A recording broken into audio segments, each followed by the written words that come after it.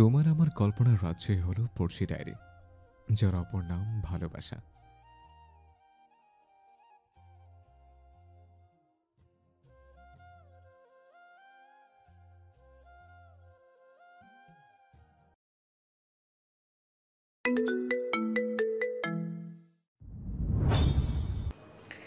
এই নিয়ে 4বার জ্ঞান হারিয়েছেন তাহসিনের মা। ছেলের এমন অবস্থা তিনি কিছুতেই মেনে নিতে পারছেন না। মায়ের মন ভারী নরম, সন্তানের ছোট ব্যথাতেও তাদের হৃদয় কাঁপে। তার নারী ছেঁড়া ধনী ছেলে, তার এইরকম অবস্থা তিনি কিভাবে মেনে নেবেন? স্ত্রীকে সামলাচ্ছেন তাহসিনের বাবা মিস্টার আব্দুল আহমেদ বুখারি। তার বিশাল সোর্স তিনি কাজে লাগাচ্ছেন। ছাড় তিনি দেবেন না, কোনোভাবে ব্যাপারটা মেনে নেবেন না তিনি। ইতিমধ্যে তাহসিনের জন্য বরাদ্দ করা সিকিউরিটিদের বরখাস্ত করেছে। বিশাল বড় শিল্পপতি তিনি, উঠা বসা আছে অনেক বড় মাপের মানুষজনদের সাথে। ছেলের চিকিৎসায় কোনো ত্রুটি নেই, ছেলে তার সুস্থ চাই। কথাটি এক প্রকার হুমকি স্বরূপ বলেছেন ডক্টরদের। তানহা কেঁদে কাহে। তার আদরের বড় ভাই তাহসেন, ভাই বোনের সম্পর্ক অতি মধুর। ছোট বড় সমস্ত কথা একে অপরের সাথে শেয়ার করে তারা। তানহা আপন দাদা ভাইয়ের এইরকম করুণ দশা সইতে পারে না। বিশাল বড় ওয়েটিং রুমে এখন শুধু তারা, আর কেউ এই রুমে প্রবেশ করতে পারবে না, এটাই অর্ডার। বেলা 10:30টার অধিক সময়। প্রায় শ্রান্ত 3 মানুষ অপেক্ষায় আছে সুখবরে। ঠিক তখনই ওয়েটিং রুমে প্রবেশ করল ডক্টর মোহাম্মদ সাদাফ। ইয়াংম্যান তিনি। রুমে প্রবেশ করে সর্বপ্রথম চোখ যায় কাহিল তানহার দিকে। তানহাও তাকালো, উদ্বিগ্ন কণ্ঠে বলে উঠল, দা ভাই কেমন আছে? ডক্টর সাদাফ কিছুটা হাসলেন, বললেন, হি ইজ ফাইন। 3 ঘন্টা অবজারভেশনে থাকবে, জ্ঞান ফিরে আসলেই তাকে কেবিনে শিফট করা হবে। ক্ষত গভীর হলো, ভয়ের আর কিছু নেই, কিন্তু কিছুদিন এখানেই মিস্টার তাহসিনকে রাখতে হবে।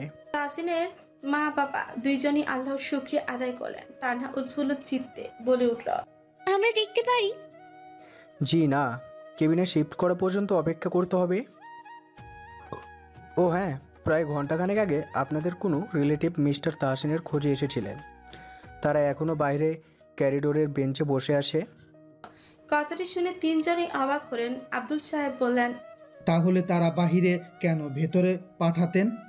বলছিলাম তারা আসেনি। তানহা অপেক্ষা না করে বাইরে ছুটল। পেছনে আসলেন আব্দুল সাহেবও। কিছু দূর যেতেই দেখলেন ইয়াসিন সাহেবকে। লক্ষ্য করলো আরও, দেখলো তানিয়াকে, যে কিনা মাথা নিচু করে বসে আছে।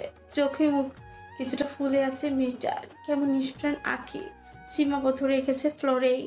আর আছে আরিশ, বন্ধুর চিন্তায় সেও ম্লান। ইয়াসিন সাহেব মিস্টার আব্দুলকে দেখে উতলা কণ্ঠে বললেন, তাহসিন বাবা কেমন আছে স্যার? এত কিছু হয়ে গেল, জানতেই পারলাম না। ভাগ্যিস সকালে নিউজ চালিয়েছিলাম, আমাকে একবার জানাতে পারতেন স্যার। মিস্টার আব্দুল আশ্বাস কণ্ঠে বলেন, আহ ইয়াসিন, আবার স্যার? থাক সে কথা, বলতে চেয়েও বলিনি, বিচলিত হবে তা ভেবে। এখন ভালো আছে তাহসিন, 3 ঘন্টা পর জ্ঞান ফিরবে। আলহামদুলিল্লাহ। এদিকে তানিয়া সবটা শুনে চোখ মুদিয়ে ফেলে। কোন বেয়ে গড়িয়ে পড়ে ভারী বিন্দু। খবরটি পাওয়ার পর থেকে নিজেকে যেন পাগল পাগল লাগছে তানিয়ার। মনে হয়েছিল যেন কেউ তার হৃৎপিণ্ডটা টেনে বের করে আনতে চাইছে। তানিয়া পারে না নিজেকে সামনে রাখতে, ডুকরে কেঁদে উঠতে তানহা তাকে আগলে ধরে, বলে, আপনি প্লিজ কেঁদো না, দা ভাই এখন ভালো আছে, ডাক্তার বললো এখনই। তানিয়া অশ্রুজনক কণ্ঠে বলে, কেন হলো এমন? যা হবার হয়ে গেছে, দাদা ভাইয়ের সেন্স ফেরা পর্যন্ত থাকবি তো আপনি? থাকবো। আরিশ ছুটল ডক্টরের কাছে। নানান কথাবার্তা সেরে বেরোচ্ছিল, ঠিক সে সময় ফোন ভাসলো। কলের এসেছে শিফা হতে। আরিশ আন্দাজ করতে পেরেছে মেয়েটা কেন কল করেছে। বিলম্ব না করে কল রিসিভ করতে শিফা তর করে বলে উঠল, তাহসিন ভাই কেমন আছেন? গুলি লেগেছে ওনার, নিউজ দেখাচ্ছে। আরিশ রুদ্ধশ্বাস ছেড়ে বলে উঠল, ভালো আছে। শিফা হাঁপ ছেড়ে মনে মনে সুখী আদায় করে। কিছু পল চুপ করে কি মনে করে শিফা ধীর কণ্ঠে বলে, আপনি ঠিক আছেন? ক্লান্ত লাগছে। আরিশ বিরক্তি ছাড়ে বলল, কাল রাত থেকে জেগে তাহসিনের সাথে নানান জায়গায় যেতে হচ্ছিল, অনেক কাজ ছিল। ভেবেছিলাম সকালে বাড়ি ফিরে ঘুমাবো, কিন্তু এরপরে ঘটনা সবার জানা। শিফা কিছুক্ষণ চুপ করে থাকলো, পরপর বলল, খেয়েছেন কিছু? না। খেয়ে একটু রেস্ট নিন। আরিশ মনে মনে হাসে। মেয়েটা একটা পাগলি, অসম্ভব ভাবনা ভাববে, নিজে মন খারাপ করে বসে থাকবে। আরিশ পিঞ্চ করে বলে, ম্যাডাম, আজ এত মায়া হচ্ছে আমার উপর, ব্যাপার কি? শিফা থমথমে খেয়ে বল, কোনো ব্যাপার না। আচ্ছা, আপনার যা ইচ্ছে করুন। ইচ্ছে তো করছে তোমায় কাঁধে নিয়ে আছাড় মারতে। কেন? সে আর না বলে। শিফা, তুমি জানো তুমি কিরকম? আমি বলছি, তুমি একটা হরিণ যে দৌড়াতে দৌড়াতে পেছিয়ে ফিরে তাকায়। শিফা, এই পৃথিবীতে ভালো মন্দ দুই আছে, কিন্তু তোমার নির্ধারণ করতে হবে যে তুমি ভালো দিক বেছে নেবে নাকি খারাপ। খারাপ দিকে তাকালে ভালোটা হারিয়ে ফেলবে। শিফা, সবাই সবাইকে ছেড়ে যায় না, কেউ কেউ নিজের সমাধি দেয় অপরজনের মাঝে। ছেড়ে যাওয়ার পথ উল্টো দিক, আমি সোজা পথে হাঁটার মানুষ। শিফা সবটা মনোযোগ সহকারে শোনে। লজ্জা পায় বটে, মানুষটি এত তীক্ষ্ণ কেন? শিফার মনের বলা অবাঞ্ছিত ক্লেশ কি সুন্দর করে বুঝে নিল। বুঝে নিয়ে আবার তাকে বুঝালো, বাবা এত রুড শানিত মানুষের কাছ থেকে নিজেকে কি কখনো লুকিয়ে ফেলতে পারবে? মোটেও না। শিফা আরিশের কথার পরিপ্রেক্ষিতে কিছু বলতে পারল না, কথা ঘুরিয়ে দিতেই বলে, তাসিন ভাইকে দেখতে আসবো? এখন না, বিকেলের দিকে আসো। আচ্ছা। খান মিস তাহানা, অভুক্ত থাকতে আপনার ভাই এর তাড়াতাড়ি সেন্স ফিরবে না, কারণ তাকে ঘুমের তীব্র ইনজেকশন আমি দিয়েছি। তানা সহ তানিয়ার সামনে দিকে তাকালো। সাদাফ দাঁড়িয়ে তাদের সামনে, হাতে খাবারের প্লেট, তাতে রয়েছে গোলা জ্যাম, ব্রেড, কফি, ডিম সিদ্ধ।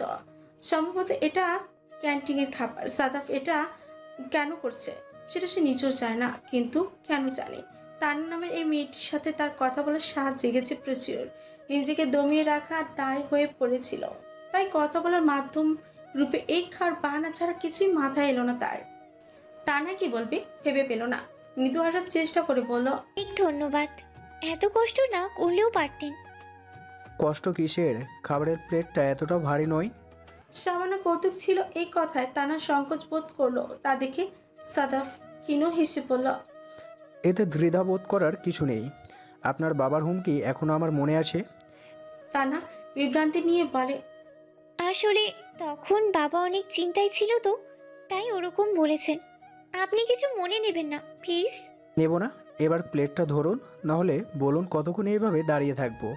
তানা এবার তড়িঘড়ি কঞ্চে বলে, না না, আপনি প্লিজ বসুন। সাদাফ তাদের সামনে চেয়ারে বসে।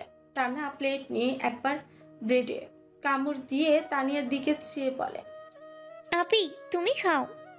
না, মন নেই একদম, তুমি খাও। আপনার বড় বোন? সাদাফের প্রশ্ন তানা ঠিক করে হেসে দিয়ে বলে, না, আমার দাভাইয়ের উঠবি হবু ভাবি আমার। তানিয়া অবাক হয়ে রয়। এরা সবাই কি নিজ থেকে সব সম্পর্কে নাম দিয়ে দেয়?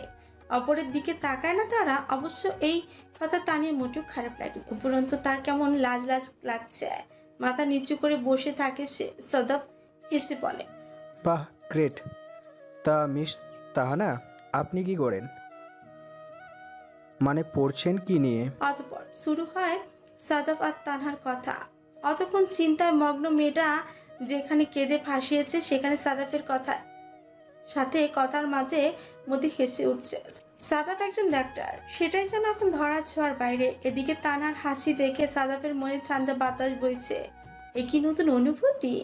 কান্নার রোল পড়লো আরো একবার। এই কান্না দুঃখের নয়, এই কান্না মমতার, এই কান্না ফিরে পাওয়ার, এই কান্না আনন্দ। কি আশ্চর্য তাই না?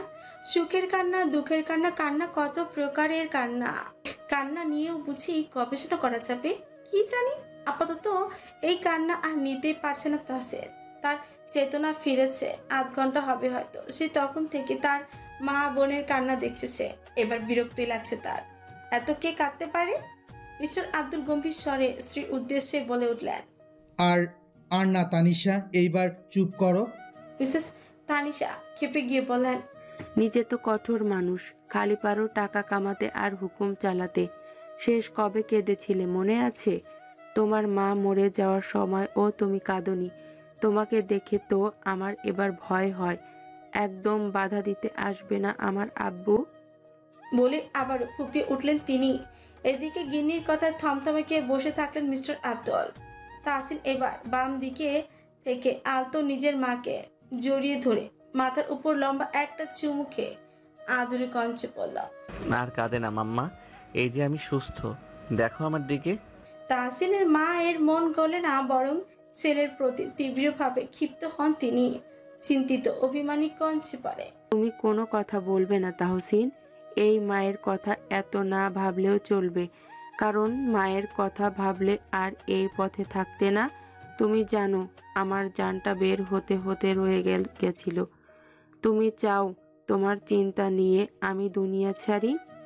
তাহসিন রুদ্ধশ্বাস ছাড়ে, মাকে আরো গভীরভাবে জড়িয়ে ধরে মিষ্টি ঠালা কঞ্চে বলে, উফ মা, এরকম বলে না। হওয়ার হয়েছে, এখন তো আমি সুস্থ না। আর যদি সুস্থ না হতে? মায়ের দোয়া কখনো বিফলে যায় না আমার আম্মি জান। ছেলের এত আদুরে কথায় মায়ের মন কিছুটা হলো সিক্ত হলো। একে একে সবাই দেখা করে তাহসিনের সাথে। আরিস, শামীম, আরহাম পরে একত্রে বসবে তাহসিনের সাথে। হাসপাতালের বেডে শুয়ে থাকা বন্ধুকে বোরিং ফিল করতে দেবে না তারা। এগিয়ে এলো ইয়াসিন সাহেব। তাহসিন অতি ধীর কণ্ঠে তার সাথে কথা ছাড়ল। এবার তাহসিনের নজর খুঁজতে থাকলো তার কাঙ্ক্ষিত নারীকে। মনটা বলছে সে এখানেই কোথাও আছে। তাই হলো। তানা হাত টেনে ধরে তানিয়াকে ভেতরে নিয়ে এলো। মেয়েটার মস্তিষ্ক নত, অবয়বখানি গ্লান ভাব স্পষ্ট, শুভ্র চেহারা নেমেছে বিষণ্ণতা। তাহসিন সবটা পর করে মেয়েটার এহেন অবস্থার কারণ সে রুমে ধীরে ধীরে খালি হতেই থাকে। তানিয়া একবার চোখ তুলে তাকালো, দেখলো বেডে আছোয়া তাহসিন, উদম সুঠম শরীর, ডান কাঁধে বেশ খানিকটা জায়গা জুড়ে ব্যান্ডেজ, এলোমেলো চুল, সেই সুশ্রী মুখটা কিরকম শীর্ণ। তানিয়া আবারও নতজানু হয়। তার ভালো লাগছে তাহসিনকে এই অবস্থায় দেখতে। সেই রাগী মেজাজি ছেলেটা কেমন শান্ত, দুর্বল হয়ে আছে, চোখের চাহনি কেমন নিস্তেজ। তানিয়ার অন্তর দুলে উঠল, কেঁপে উঠল একবার। তানি, তাকাবে না আমার দিকে? ব্যাস, তাহসিনের এই স্নিগ্ধ কণ্ঠে তানিয়ার মনের সমস্ত অভিমান ফর করে ঝরে পড়ল। নিজেকে কঠোর দেখানো মেয়েটা কেঁদে ফেলল নিঃশব্দে। তাহসিনের হাসি আসে, ঠোঁট কামড়ে হেসে বলে, এই কান্না কি আমার জন্য? যদি আমার জন্য হয় তাহলে বলবো I am luckiest person in the world. Tania চিবুক ছুঁয়ে যায় বুকে, নাক টেনে বলে, আপনি প্রচুর বাজে তাহসিন, প্রচুর। বিস্তার হাসে তাহসিন তানিয়াকে বলে, ভালো কবে ছিলাম? তবে ভালো হয়ে যান। ভালো হলে কি তুমি আমার হবে? তানিয়া তাকায় অশ্রু ভেজা নয়নে বলে, আপনি কখনোই ভালো হবেন না, আমি জানি। তাহসিন এবার হো হো করে হেসে উঠল। তানিয়া তাকিয়ে দেখলো সে হাসি। যারা হাসে না তাদের হাসি সচরাচর দেখা মিললে মনটা সিক্ত হয়ে যায়। তাহসিন হাসি থামিয়ে বলে, এত রাগ? আমি রাগ করার কি? তাহলে রাগ করার কেউ হয়ে যাও। কিভাবে? আমাকে বিয়ে করে। তানিয়ার চেহারা এমন যেন সে দুনিয়ার সব থেকে অদ্ভুততম কথা শুনেছে তাহসিনের মুখ থেকে। তাহসিন এবার মুখব এবার কিছুটা সিরিয়াস হয়ে আসে। রুম জুড়ে ছড়িয়ে পড়ে শীতল থমথমে পরিস্থিতি। তাহসিনের আঁখি জোড়া গভীর হয়, কণ্ঠে নেমে আসে পুরুষালী গম্ভীর ভাব। তানিয়ার চোখে চোখ রেখে অত্যাধিক হৃদয় নিংড়ানো কঞ্চে বলে, আমায় বিয়ে করো তানি, প্লিজ ম্যারি মি। কি আকুল এই নিবেদন! এটা বিয়ের জন্য জিজ্ঞাসা নয়, এটা যেন অদেখা হুকুম। ব্যাপারটা ঠিক এমন যেন তানিয়া তাহসিনকে বিয়ে না করলে সে চিরকুমার হয়ে থাকবে। তানিয়া নিঃশ্বাস ভারী হয়ে আসে, অগোছালো অনুভূতি সব। তাহসিন আরো কিছুক্ষণ চুপ থেকে বলে, তোমাকে জিতে গিয়েও হেরে যেতে পারবো না আমি তানি। কেন হেরে যেতে ভয় পান? না, তোমাকে হেরে যাওয়া মানে নিজেকে হারিয়ে ফেলা। নিজে হারিয়ে ফেললে বাঁচবো কিভাবে তানি? উফ, এই আই লাভ ইউর জামানায় প্রেম বিনোদনের এত গভীর দিকও আছে। হ্যাঁ আছে তো। তা না হলে তাহসিনের এহেন কথায় তানিয়ার চিত্ত কি ছালাত ছালাত করতো? হৃৎপিণ্ড কি লাফাতো এইভাবে? নাকি নিজেকে উড়ন্ত মেঘের মতো লাগতো? তানিয়া শুকনো ঠোক চিপে আশপাশ সব ধোঁয়াশা তার কাছে। শুধুই দেখতে পাচ্ছে তাহসিনের উদ্বিগ্ন চেহারা, যে কিনা অধীর আগ্রহে প্রতীক্ষা করছে তার প্রেয়সীর উত্তরের। তানিয়া ভারী কি নিঃশ্বাস ফেলে বলে উঠল, বেঁচে থাকুন আপনি 1000 বছর। পৃথিবীর অদ্ভুততম ম্যারেজ প্রপোজাল এবং সেই প্রপোজালের আনসার আবিষ্কার হলো এই নার্সিং হোমের কেবিনে। তাসিন পারে না ডিজে বাজিয়ে নাচতে। অবিশ্বাস নজরে তানিয়ার দিকে তাকিয়ে থেকে এক হাঁক ছাড়ল। আরিশ, সঙ্গে সঙ্গে হন্তদন্ত হয়ে ছুটে এলো ছেলেটা। বন্ধুর দিকে তাকিয়ে বিস্তর হেসে বলল, বিয়ে হবে এখানে, কাজী ডাকো। কাজে ডাকা হলো না, কারণ মেয়ের বিয়ে তার বাবা পড়াবে এটাই শুনতাম। কিন্তু তার আগে না হ্যাঁ এর একটা এপিসোড চলল। তাহসিনের মা না বলে ছেলের বিয়ে এত সাদামাটা, তাও কিনা ছেলে অসুস্থ। সে তাহসিনে নানাভাবে বোঝায়, বলে, আব্বু তুমি অসুস্থ, সুস্থ হয়ে ওঠো তখন নয়। তাহসিন ভরা মাহফিলের নির্লজ্জের মতো বলে, না এখনই বউ লাগবে আমার, আমার সেবা করার জন্য হলেও বউ লাগবে। থমথমে পরিস্থিতি, ছেলে একগুঁয়ে, সেটা সবাই জানে। তানিয়ার বাবা কি বলবে ভেবে পাচ্ছে না। তানিয়ার কান গরম হয়ে এলো শরমে, সে কাহিল। তাহসিনের জেদ, সে বিয়ে করবে, এখনই করবে। সেই জেদে হার মানল সবাই। এখন শুধু নিকাহ হবে ইসলামী শরিয়া অনুযায়ী। যখন সবাই রাজি এবং উপস্থিত আছেন অভিভাবকগণ, তাহলে আর কি। আরিশ নিয়ে এলো তানিয়ার মাকে। তিনি প্রথমে না করলেও পরে তাকে বোঝায় মিসেস তানিশা আশ্বাস দেয় বিয়ে বিষয় আপাতত তাদের মধ্যেই সীমাবদ্ধ থাকবে, পরে অনুষ্ঠিত হবে। মনটা কিছুটা নাকর নুকুর করলেও পরে রাজি হয়ে যান তিনিও। ভিডিও কলে যোগদান করেন 3 বান্ধবী। মন খারাপের সীমা নেই তাদের। আদরের ছোটবেলার বান্ধবীর এই স্পেশাল মোমেন্ট তারা সরাসরি উপস্থিত হতে পারল না। তানিয়ার মা এখানে আসার আগে একটা লাল দোপাট্টা আনেন, সেইটাই মেয়ের মাথায় ঘোমটা আকারে দেওয়া হয়। তাহসিনকে আলতো হাতে একটা শার্ট পরিয়ে দেয় শামীম। নার্সিং হোমের এই কেবিনে মেশিন এবং স্লাইনের মধ্যে বেডে আচ্ছা হয়ে বসে থাকা তাহসিনের গমগমে সুর কবুল ছেয়ে গেল রুম জুড়ে। তানিয়া নাক টেনে কবুল বলে। দেনমোহর ধার্য করলো তাহসিন নিজে মুখে বলল, ও 5 লাখ টাকা দেন মোহর, সাথে আমার সমস্ত জীবনের আনুগত্য ভালোবাসা তোমার নামে লিখে দিলাম এবং তোমার বিশ্বাস ও সম্মানের জিম্মেদারি নিলাম আমি। আল্লাহকে সাক্ষী রেখে তোমায় নিজের করলাম। তানিয়ার আব্বু নিঃশব্দে ফুপিয়ে উঠলেন। তানিয়ার মা চোখের পানি ঝরায়। দোয়া হয় নতুন পতি-পত্নীর জন্য। আরহা মিষ্টি কিনে পুরো নার্সিং হোম ছড়িয়ে দেয়। মিস্টার আব্দুল টাকার বান্ডেল বের করে বিলিয়ে দেয় স্টাফ কেয়ারটেকারদের মাঝে। তাহসিনকে এক করে কোলাকুলির মাধ্যমে অভিনন্দন জানায়। ইয়াসিন সাহেব ও আব্দুল সাহেবকে জড়িয়ে ধরে তানিয়ার মা আর তাহসিনের মাও। তানহা তানিয়ার কাঁধে ধাক্কা দিয়ে ফিসফিস করে বলে, ভাবি আজ ডক্টর সাফাতকে বলা কথাটি এত দ্রুত বাস্তবে বাস্তবায়ন হবে তা সত্যিই আমি ভেবেই পাইনি। It's a beautiful coincidence. আমরা ননদ ভাবি হলেও আমরা আগে ফ্রেন্ড, তাই তো? তানিয়া মৃদু হাসে। তার বিশ্বাস করতে অদ্ভুত লাগছে যে সে এখন বিবাহিত। মানে সকালে এখানে আসার সময়ও তার মনে হয়নি আজ তার বিয়ে হয়ে যাবে।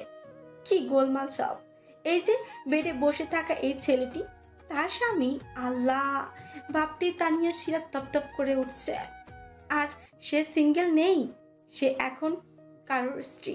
ভাবা যায় তাহসিন নামের ছেলেটি তার সাথে নাম জুড়ে গেছে একদম আজীবন, সারা জীবনের জন্য। তানিয়া মাথা নিচু করে বসে থাকলো। কি করবে ভেবে পেরো না। সদ্য বিবাহিত মেয়েটি। কিছুক্ষণ পর বড়রা রুম থেকে বেরিয়ে গেল। নিঃশব্দে নবদম্পতি স্পেস দিল। রইল আরিশ, শামীম, আরহাম আর তানহা। তাহসিনের যেন তাদেরকে ভালোই লাগলো না একদম। সেলফিশ হলো সে। বন্ধু, ভাই, বোন সব ভুলে শুধু দেখলো তার বিবাহিত বউকে। সবার দিকে তাকে খানিক বাঁকা হেসে বলে উঠল, now I wanted to kiss my bride, please guys leave us alone. ডুম পড়লো রুমে। তানহা দাঁত কেলি হেসে বেরিয়ে গেল। 3 পুরুষ মনে মনে গালি দিল তাহসিনকে। আরিশ ইশারায় বলল, পাক্কা হারামি শালা তুই। কক্ষ এখন ফাঁকা। দুরু দুরু বক্ষে আকেলা উপস্থিত এই নরনারী। যারা কিনা সদ্য বিবাহিত কাপল। তানিয়ার অবস্থা কিছুটা খাঁচাবন্দি পাখির মতন, কিন্তু এই পাখি উঠতে চায় না, শুধুই ছটফট করে। তাহসিন তার সামনে চেয়ারে বসে থাকা তানিয়ার হাত ধরে নিজের দিকে টেনে নিয়ে আসে। তানিয়ারও কম্পন বদনে অতি ধীর কণ্ঠে নিজের স্বামীর নিকটে আসে। তাহসিন হাসকে কণ্ঠে বলে উঠছে, welcome to my messy life Mrs Tania Tahsin Ahmed Bukhari. এই আমিটাকে তোমায় সামলাতে হবে, আর আমি জানি তুমি এইটা খুব ভালো করেই পারবে। তানিয়ার আত্মবিশ্বাস বাড়ল তাহসিন। মেয়েটা কিছুই বলল না, সব কিছুই এত দ্রুত হয়েছে যে তানিয়া কিছুই বুঝে উঠতে পারছে না। চোখ তুলে তাহসিনের দিকে তাকিয়ে রইল। তাহসিন ঠোঁটে হাসি ফুটে বলল, এত তাড়াতাড়ি সব করেছি দেখে রেগে আছো? তানিয়া নিজেও জানে না সে এখন কি ফিল করছে, কিন্তু সে রেগে নেই। তার তো অদ্ভুত একটা ভালো লাগা ছড়িয়ে পড়েছে অন্তরালে। তানিয়া মাথা নাড়িয়ে বোঝায় না। অতঃপর কিছু পথ চুপ থেকে হঠাৎ করে তানিয়া একটি কথা বলে উঠছে, রাজনীতি ছেড়ে দিন তাহসিন। আমি তাহসিনের প্রিয় কুঞ্চিত হয়ে এলো। এমন ভাব যেন সে এরকম আজব কথা কখনো শুনিনি। কিছুটা মজার ছলে পড়ল। বাহ, বউয়ের রূপ এত দ্রুত পেয়ে গেলে, গ্রেট। সিরিয়াস। তাহসিন এবার কিছুটা নড়ে চড়ে বসল। তানিয়ার হাত আরো নিজের দিকে চেনে বলে, হঠাৎ কেন এরকম বলছো? তানিয়া মহিয়ান কঞ্চে বলল, আপনাকে হারানোর ভয়ে সারা জীবন কাটাতে পারবো না। স্বাভাবিক সুন্দর সংসার চাই আমার। তাহসিন খানিক হেসে বলে, তাই পাবে, কিন্তু আমায় রাজনীতি ছাড়তে বলো তানি। আর এইবার যা হয়েছে তার কখনোই হবে না, ট্রাস্ট মি। আপনাকে ট্রাস্ট করি, কিন্তু এই রাজনীতিকে না। কিছু হবে না, তুমি শুধু আমার সাথে আমার পাশে থেকো, সব যুদ্ধে জয়ী হব ইনশাআল্লাহ। তানিয়া আর কথা বলে না, জানে তাহসিন এই ফিল্ড ছাড়বে না। তাহসিন রুদ্ধ শ্বাস ছেড়ে তানিয়ার চিবুকে আঙুল থেকে মুখ তোলে, গাঢ় কঞ্চে বলে, সদ্য বিবাহিত বউ আমার, তাকাও আমার দিকে। তানিয়া তাই করে, চোখ তুলে তাকায়।